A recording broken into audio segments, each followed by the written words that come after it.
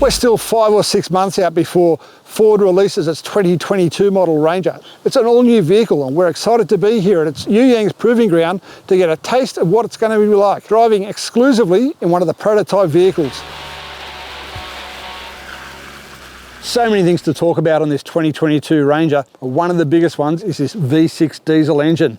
3 litres, we still don't know the outputs of it, but expecting close to 600 Newton metres of torque. It's about what it made when it was in the F-150 in the USA recently. This engine has got a lot of history here in Australia. Its heritage runs back to the Ford Territory when they had the 2.7 version, and before that it was in Land Rover Discoveries, Range Rovers in previous generations. This is the latest generation of this engine and it's a ripper. Let's get out on the track and see how it goes.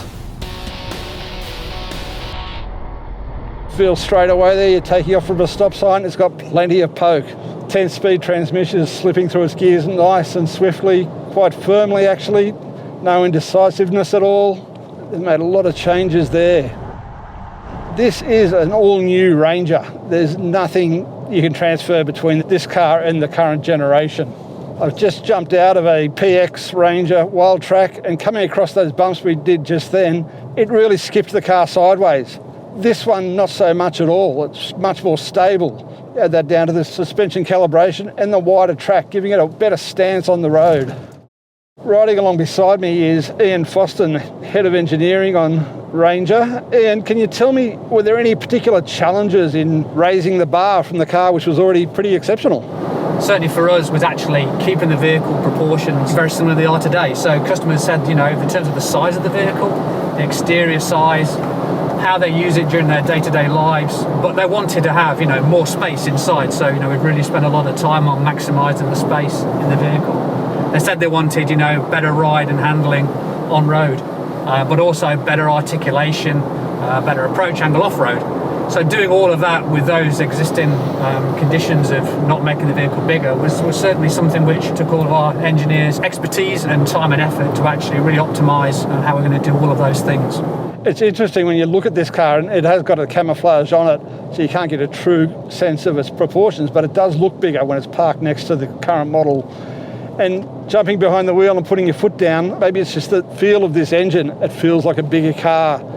Yeah, absolutely. I think everything we've done is to actually give inside that real feeling of space, but also that cosseted feeling of luxury, almost like an SUV-ness inside, but also having that tough truck exterior, and also the tough truck capability as well, combined with that. Yeah, we were in the design studio the other day, and the uncamouflaged car certainly does look very tough, very muscular, broad-shouldered. Going to live up to the reputation this engine will bring with it. Absolutely. It's almost like the existing range has gone to the gym and got ripped and come back out the other side a leaner, more athletic, muscular and capable beast.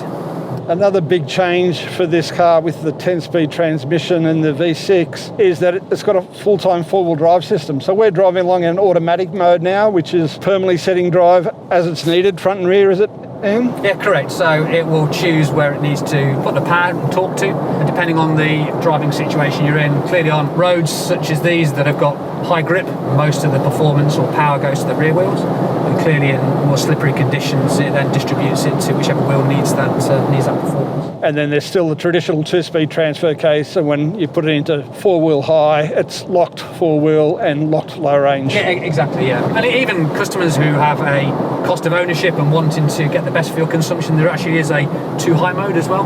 So you can put it into rear-wheel drive only. So it offers, really the customer can then choose, which mode they would like to drive it. And the rear differential lock's still there as well? It is indeed, yeah. Again, we'll talk about which models, which markets, but yes, it is available, yeah. Something that's always been an advantage for Ranger is that when you put the rear differential lock in, engage it, the traction control still operates across the front axle. Is it still the case? That is still the case, yes. That is a huge advantage on some of the tracks we use compared to some of the competition vehicles. Well, that was a short couple of laps of the road loop here.